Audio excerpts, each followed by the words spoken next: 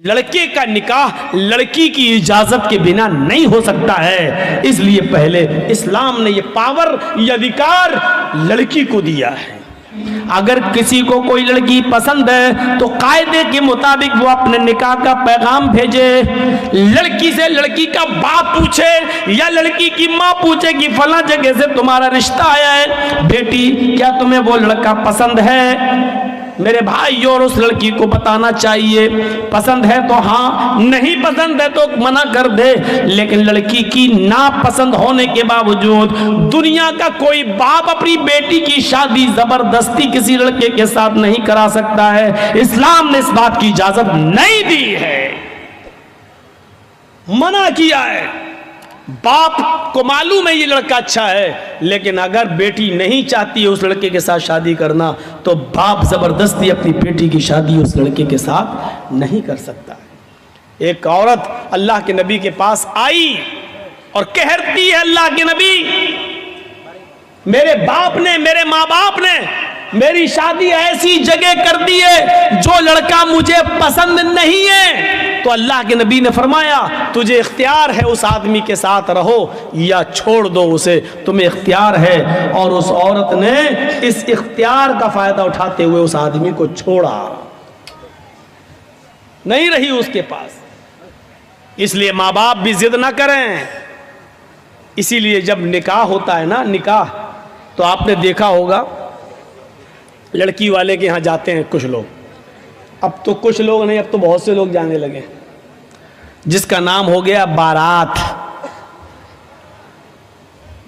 नाम रख लेने से किसी चीज़ की हैसियत थोड़ी बदल जाती है। ये 300-400 आदमी जो जा रहे हैं, आप इसको बारात कहिए, मेरी नज़र में सब चोर हैं और डाकू हैं। किसी चीज़, अब शराब का नाम दवा रख दो तो वो दवा थोड़ी हो जाएगी, शराब ही रहेगी। पहले ज़माने में जब शुरू में ये बारात की रस्म कहाँ से निकली है?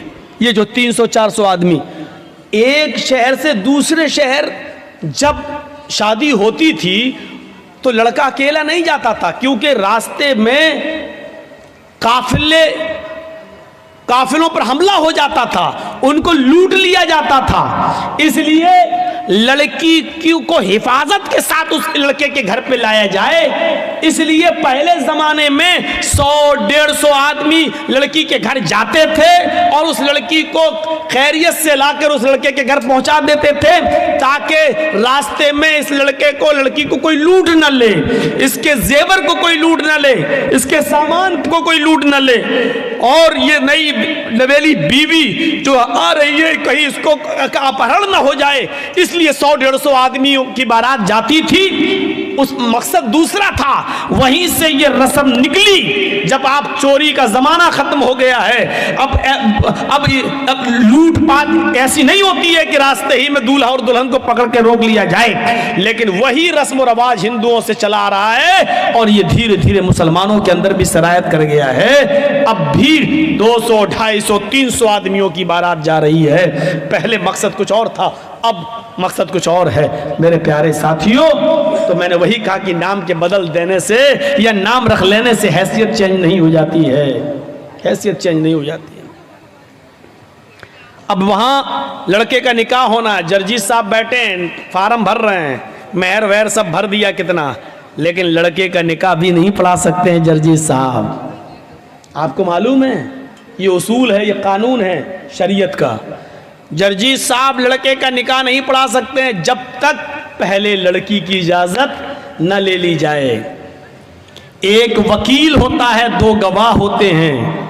ये वकील और ये 2 गवाह लड़की के पास उसके घर पे जाएंगे और उससे पूछेंगे कि फला फला लड़के के साथ इतने इतने रुपए मेहर के इवज तुम्हारा निकाह उस लड़के के साथ किया जा रहा है। यह बात चोरी छिपे नहीं, तुमसे आज भी मैं पूछने आया हूं आज मैं तुम्हारा जवाब सुनना चाहता हूं। ऐसा तो नहीं कि तुम अपने बाप के प्रेशर में आकर इतना बड़ा कदम उठा रही हो कि अपनी जिंदगी किसी के हवाले कर रही हो, या अपनी मां के प्रेशर में या अपने भाई के प्रेशर में आकर ये कदम उठा रही हो। नहीं, आज बताओ, वकील और गवाह के सामने बताओ, क्या वो लड़का तुम्हें पसंद है? वो लड़का, उसका नाम ये, उसकी वल्दियत ये, उसकी उम्र ये, और इतने इतने रुपए या इतना सोना, इतना चांदी, मेहर, सिक्का, रायजुल वक्त, अलावा नान नफका आपको, आप उनके निकाह में दी जा रही है। क्या आपको वो लड़का कबूल है? उस मौके पर देखा जाएगा उस लड़की की इजाजत क्या है।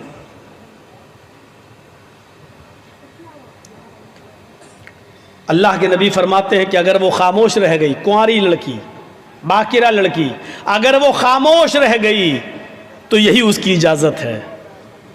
अगर वो खामोश रह गई, यही उसकी इजाजत है। यहां पर भी जहालत होती है। मालूम है क्या होती है जहालत? उस लड़की के पास उसकी सहेलियां बैठी रहती हैं। जब ये पूछा जाता है कि तुम्हें उस लड़के के साथ निकाह किया जा रहा है, क्या तुम्हें कबूल है, तो ये तो बेचारी खामोश है। लेकिन उस मौके पर जो उसकी सहेलियां होती हैं उसको बोलती है, बोल दो, बोलो, हाँ कबूल है, बोलो।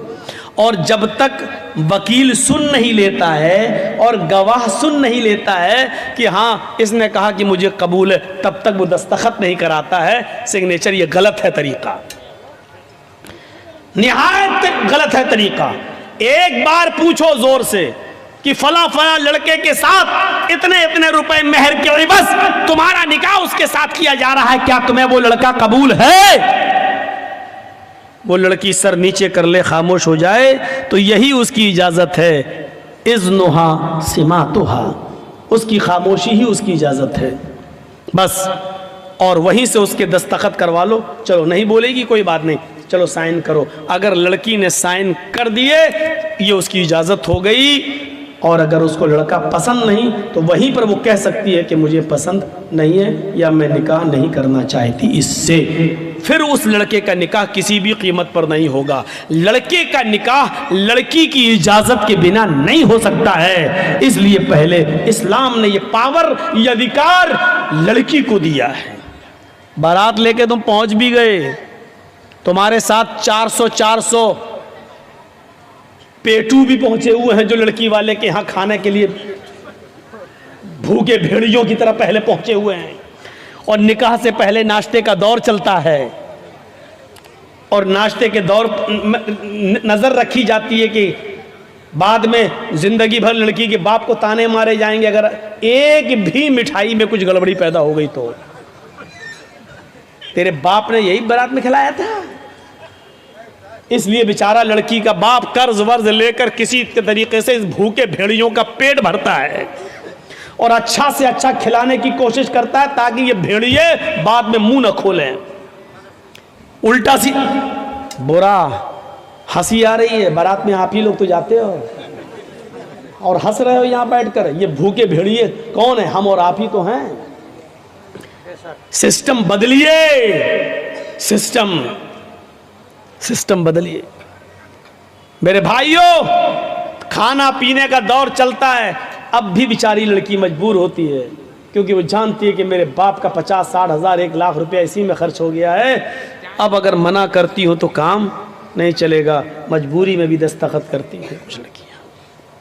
इसलिए शादी के मामले में यह सच है कि लड़की बगैर वली के निकाह नहीं कर सकती, यह सच है। लेकिन यह भी सच है कि लड़की की इजाजत के बिना भी आप किसी लड़के का निकाह उसके साथ नहीं कर सकते। दुनिया के किसी बाप को यह हक नहीं है कि वो अपनी बेटी का निकाह जबरदस्ती किसी लड़के के साथ कर दे। आपकी बेटी अगर उस लड़के के साथ निकाह नहीं करना चाहती तो वो निकाह नहीं माना जाएगा, चाहे कितनी आप इजाजत दे दें। कह दे बाप की इजाजत है, बनी रहे बाप की इजाजत। अगर लड़की राजी नहीं है तो बाप की इजाजत की कोई हैसियत नहीं है, बाप की इजाजत बेकार है। शादी वो मानी जाएगी लड़की भी राजी हो और उस लड़की के निकाह में उसका बाप अपनी बेटी की इजाजत के बाद वली बनता है और अपनी बेटी का निकाह कराता है। लेकिन वो भी तरीका गलत है कि बाप ने लड़की की शादी में शिरकत नहीं की और बाप को लड़का पसंद नहीं है तो लड़की भागकर कोर्ट मैरिज कर ले और दूसरा निकाह कर ले, जाकर इधर उधर निकाह कर ले, वो भी नहीं है। कुछ ढकोसले लोग हमारे समाज में ऐसे भी हैं जो लड़की के बाप बन जाते हैं। एक हमारा लड़का किसी दूसरे के गांव से किसी की लड़की भगा के ले आया। अब उस गांव में कह दिया अगर यहाँ आएगी तो टांगे तोड़ देंगे, यहाँ आए, अब उसका मरा हुआ मुंह भी हम देखना गवारा नहीं करेंगे। बाप ने कह दिया अब वो आपके गांव में आई, आपके गांव का कोई बुढ़ा आदमी तैयार हो जाता, चलो वो बाप नहीं है तो हम बाप बन जाते हैं बेटा तुम्हारे। ये बुढ़ा सबसे पहले जहन्नम में लतियाया जाएगा। जो बाप बना, तेरे बाप बनने से तेरी बेटी नहीं हो जाएगी। वो इतना याद रखना, ये समाज के अंदर सबसे बड़ा जुल्म है। और लड़कियों को जो फर्जी माँ बाप मिल जाते हैं, ये हौसले मिल रहे हैं उनको, ये हौसले मिलते हैं, इसलिए वो भाग जाती हैं घर से। अरे उस गांव में जाएंगे तो फला का बाप हमारा बाप बन ही जाएगा। यहां से हौसले मिलते हैं और लड़कियां भागना शुरू कर देती हैं अपने घरों से जेवर लेकर। अल्लाह इन बुढ़ों को अक्ल सलीम अता फरमाए जो बाप बन जाते हैं। सुन लीजिए, तुम्हारे बाप बनने से वो बाप नहीं मानी, तुम बाप नहीं माने जाओगे। वो तुम्हारी बेटियां नहीं होंगी। माँ हुन्ना उम्महातुहुम इन उम्महातिहिम इल्लल्लाहि वलदनाहुम। तुम्हारी माएँ तो वही होंगी जिन्होंने तुम्हें अपने पेट से पैदा किया है। तुम्हारी बेटियां वही कहलाएंगी जो तुम्हारे नुत्फे से पैदा हुई हैं। हाँ, याद रखना, किसी गैर की बेटी जो भाग कर आई है वो तुम्हारी बेटी कहलाने से बेटी नहीं हो जाएगी। ये बेटी बन जाने के बावजूद और आपका उसको बेटी बना लेने के बावजूद भी अगर कभी वो आपके साथ हज करने जाना चाहे तो वो आपके साथ हज करने नहीं जा सकती है। बेटी और बाप का रिश्ता कहाँ है? इस्लाम आज मुंह बोली बेटी को अपने मुंह बोले बाप के साथ हज करने की इजाजत नहीं देता है। उससे भी उसको पर्दा करना पड़ेगा। मुंह बोला भाई नहीं माना जाएगा, वो अपने मुंह बोले भाई के साथ हज करने नहीं जा सकती है, उससे भी उसको पर्दा करना पड़ेगा। ये तो बहुत दूर की बात है। तुम अपनी बीवी के साथ खाना खा रहे हो और बीवी की बहन आ जाए, यानी तुम्हारी साली आ जाए और घर में घुस जाए। तुम्हारी बीवी अपनी बहन को बुला रही है कि इधर आओ, तुम भी खाना खा लो। याद रखना, अपनी बीवी की मौजूदगी में भी तुम अपनी साली के साथ खाना नहीं खा सकते हो। अपनी बीवी की परमिशन के बावजूद अपनी साली को मोटरसाइकिल पे बिठाकर बाजार नहीं ले जा सकते हो। उसको उसकी ससुराल छोड़ने नहीं जा सकते हो, उसको स्कूल छोड़ने नहीं जा सकते हो। अगर ससुर ने भी इजाजत दे दी कि मेरे दामाद जी अपनी साली को जरा स्कूल छोड़ाओ, वो कॉलेज में पढ़ने या पढ़ाने जाती है, बीवी की इजाजत के बावजूद, ससुर की इजाजत के बावजूद भी आप नहीं जा सकते हैं। और उनकी इजाजत के बावजूद आप ऐसा कर रहे हैं तब भी हराम है, हराम है, हराम है, नाजायज है, नाजायज है, नाजायज है। पर्दा रहेगा। साली को भी पर्दा करना पड़ेगा अपने बहनोई से। यहां तो सालियां सबसे ज्यादा बहनोइयों से मजाक करती हैं। और जूता कौन छुपाता है? ये रस्म कहां से निकली है? बात थोड़ी सी घूम गई और इधर निकल गई। तो मैं कहना ये चाह रहा था मेरे भाइयों, एक तरफ ये चीज है कि शूद्र की बेटी अगर ब्राह्मण को पसंद आ जाए तो शूद्र को देना पड़ेगी, लेकिन ब्राह्मण को, शूद्र की बेटी पसंद आ जाए तो, और शूद्र को पसंद आ जाए तो राजा को चाहिए कि उसकी आंख फोड़ दे। ये जुल्म, ये सितम देखिए, ये जुल्म और ये सितम। आसानियां पैदा करो निकाह के अंदर, ताकि लोग जिनके घरों में बेटियां बैठी हुई हैं उनके निकाह हो जाएं। आज एक मोटरसाइकिल नहीं है देने के लिए, इसलिए उसकी उम्र बढ़ती जा रही है। इस लड़की की उम्र इतनी बढ़ रही है कि उसकी दूसरी बेटी भी शादी के लायक हो गई है, लेकिन अभी बड़ी बेटी का निकाह नहीं हुआ है, तब तक दूसरी बेटी जवान हो गई है, उसको भी एक मोटरसाइकिल चाहिए दामाद को देने के। क्या समाज इसका जिम्मेदार नहीं है? हर गांव में एक मदरसा चला लेते हो, हर गांव में मस्जिदें बना लेते हो, उसकी कमेटियां बन जाती हैं। क्या गांव में ऐसी जवान बेटियां नहीं बैठी हुई हैं जिनकी उम्रें बढ़ती जा रही हैं और जहेज न होने की वजह से मेरे प्यारे साथियों उनके निकाह नहीं हो रहे हैं? समाज यहाँ कहाँ चला जाता है? यहाँ समाज क्यों सोता है? उन गरीब लड़कियों की शादी का इंतजाम समाज के पास क्यों नहीं है? उनका घर बसाने का इंतजाम क्यों नहीं है? क्या अल्लाह के नबी जनाब मोहम्मद रसूलुल्लाह सल्लल्लाहु अलैहि वसल्लम सामूहिक विवाह का प्रचलन नहीं चलाया करते थे? ये तंजीम नहीं चलाते थे? मेरे भाइयों, अल्लाह के नबी जिसको जहां भेजते थे और कहते थे कि फला घर वालों से कहना कि अल्लाह के नबी ने मुझे भेजा है और आपके घर में एक बेटी है, वो मुझसे शादी कराना चाहते हैं, आप उनकी शादी कर दीजिए। आपने जुलैबीब का वाकया सुना होगा। जुलैबीब जो शक्ल सूरत में बहुत ज्यादा काले कलूटे थे, वो जुलैबीब जिनकी शक्ल सूरत जो लड़की देखती निकाह का पैगाम ठुकरा देती और निकाह करने से मना कर देती। अल्लाह के नबी ने एक मर्तबा जुलैबीब से कहा, जुलैबीब क्या बात है, तुम्हारी उम्र बढ़ती जा रही है और तुम निकाह नहीं कर रहे हो? जुलैबीब ने अपनी बात बताई कि अल्लाह के रसूल ऐसा ऐसा मामला है, मैं जिस घर में पैगाम भेजता हूँ जब लड़की मेरी शक्ल देखती है तो निकाह का इनकार कर देती है। आपने कहा जाओ फला फला मदीने के फला फला घर में जाओ, वहाँ एक बहुत ही खूबसूरत एक सहाबी की बेटी रहती है, उस सहाबी से कहना कि मुझे अल्लाह के रसूल ने भेजा है और मेरा ये लेटर, मेरा ये ख़त उसको दे देना, मैं इसमें तुम्हारे निकाह की बात लिख रहा हूँ। जुलैबीब अल्लाह के नबी सल्लल्लाहु अलैहि वसल्लम का लिखवाया हुआ ख़त जुलैबीब लेकर जाते हैं और मदीने के उस घर में पहुँचते हैं जिस घर के अंदर एक लड़की है और वो भी बहुत खूबसूरत अंसारी बेटी। जुलैबीब ने उसके घर का दरवाजा खटखटाया, लड़की का बाप बाहर निकला, दरवाजा खोला, उसने कहा हाँ बोलो जुलैबीब कैसे आना हुआ? जुलैबीब ने कहा सलाम वालेकुम। सहाबी ने कहा वालेकुम अस्सलाम। आना कैसे हुआ? ये लेटर दिया जनाब मोहम्मदुर रसूलुल्लाह ने। सहाबी ने जब वो लेटर पढ़ा तो उसमें लिखा हुआ है हाज़िही रिसालतुम मिन जानिब मोहम्मद रसूलिल्लाह सल्लल्लाहु अलैहि वसल्लम, ये ख़त मोहम्मद रसूलुल्लाह की तरफ से दिया जा रहा है। आपने उस सहाबी का नाम लिखकर कहा तुम्हारे घर में एक बेटी है, मैं जानता हूं कि वो बेटी भी बालिग हो चुकी है और तुम कहीं ना कहीं उसका निकाह करने वाले हो। मेरी नज़र में जुलैबीब बहुत नेक लड़का है, लिहाजा अपनी बेटी का निकाह जुलैबीब से कर दो। और ये मैं तुम्हें मशवरा नहीं दे रहा हूं बल्कि ये मेरा हुक्म है कि तुम अपनी बेटी का निकाह जुलैबीब से कर दो।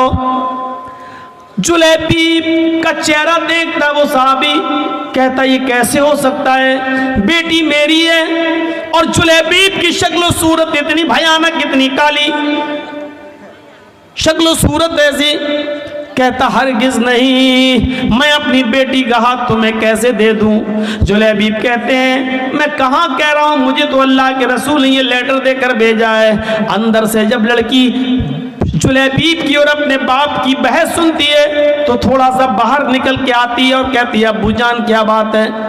कहा बेटी ये अल्लाह के नबी ने लेटर दिया है। बेटी ने जब वो लेटर पढ़ा तो लेटर पढ़ने के बाद कहती है अब्बू जान इससे तो मैं भी निकाह नहीं करना चाहती, लेकिन लेटर में तो लिखा हुआ है कि ये मेरा हुक्म है, मशवरा नहीं। अल्लाह के रसूल का हुक्म अगर हमने नहीं माना तो हमारी आखिरत भी बर्बाद हो जाएगी और दुनिया भी बर्बाद। नबी अकरम का फैसला हमें हर हाल में मानना है। मैं भी नहीं चाहती हूँ कि इस आदमी से निकाह करूँ, लेकिन मोहम्मदुर रसूलुल्लाह का फरमान है इसलिए आमन्ना व सद्दक़ना, हमें मानना पड़ेगा। अल्लाह के नबी ने कहा होता मशवरा है तो मैं नहीं भी मानती, लेकिन ये तो हुक्म है मशवरा नहीं, इसलिए मानना पड़ेगा। बाप ने कहा बेटी क्या बात करती हो, जरा इसकी शक्ल तो देखो, इसका चेहरा तो देखो, इस आने वाले को तो देखो, इसकी शक्ल की तरफ तो जाओ। बेटी जो जवाब देती है उसको उर्दू के एक शायर ने यूं नकल किया है कि बेटी बोलती है नहीं नहीं, कहा अप्पू ने बेटी इस आने वाले की तरफ देख। बेटी कहती है न आने वाले को देख, न जाने वाले को देख, न आने वाले को देख, न जाने वाले को देख, देखना ही है तो खत के भेजने वाले को देख। बाप ने कहा बेटी माना तेरी बात सही है, लेकिन जरा इसकी शक्ल सूरत तो देखो, बेटी तू कैसे इसके साथ रहेगी? बेटी कहती है माना कि शक्ल है इसकी बदसूरत, माना कि शक्ल है इसकी बदसूरत और जिस्म है इसका मांद, माना कि शक्ल है इसकी बदसूरत और जिस्म है इसका मांद, मगर खत का भेजने वाला तो है 14वीं का चांद। मुझे इससे क्या मतलब? मुझे तो हुक्म रसूल की पाबंदी करना है, जनाब मोहम्मद रसूलुल्लाह की बात मानना है। फिर लड़की का बाप मजबूर होता है, बेटी अगर तू तैयार है तो फिर मैं भी तैयार हूँ, मैं भी अपनी आखिरत बर्बाद नहीं करना चाहता। और उस बाप ने अपनी बेटी का निकाह अल्लाह के रसूल के भेजे हुए उस कासिद हजरत जुलैबीब से अपनी बेटी का निकाह कर दिया। उस बेटी का बयान है कि जुलैबीब से अल्लाह के नबी ने मुझे जो निकाह कराया है, उस जुलैबीब ने मुझे इतना प्यार दिया, इतना प्यार दिया कि मेरी जिंदगी एक मिसाल बन गई। जुलैबीब के साथ मेरे निकाह में अल्लाह ने वो बरकतें रखी थी, वो बरकतें रखी थी जिसका तसव्वुर हम नहीं कर सकते थे। तो मेरे प्यारे साथियों, हुक्म रसूल देखो, शादी के अंदर आसानियां पैदा करो, अपनी बच्चियों के लिए भी और अपने बेटों की शादियों में भी आसानियां पैदा करो। अल्लाह के नबी ने फरमाया सबसे बाबरकत निकाह वो है जिसके अंदर खर्चा सबसे कम हो। हदीस देख रहे हैं, सबसे बाबरकत निकाह वो है, सबसे ज्यादा बरकत वाला निकाह वो है जिसमें खर्चा सबसे कम हो। इसका उल्टा मफहूम क्या होगा? आपने कभी सोचा? इसका उल्टा मफहूम निकालो तो क्या होगा? सबसे ज्यादा बरकत वाली शादी वो है जिसमें खर्चा सबसे कम हो। तो इसका मतलब क्या हुआ? जिस शादी में खर्चा जितना ज्यादा होगा उस शादी में बरकत उतनी ही कम होगी। आज देख लो, बड़े बड़े खर्च करने वाले और बड़े बड़े मैरिज हॉल बुक करने वाले, लाखों रुपए का डेकोरेशन कराने वाले, बड़े बड़े मैरिज हॉल बुक करा के अपनी बेटियों की शादी करने और बेटों की शादी कराने वालों को आप देखोगे, शादियां ज्यादा दिन टिकती नहीं हैं, फौरन 1-2 साल के बाद तलाकों की नौबतें आ जाती हैं। क्यों? बरकत क्यों नहीं हो रही है?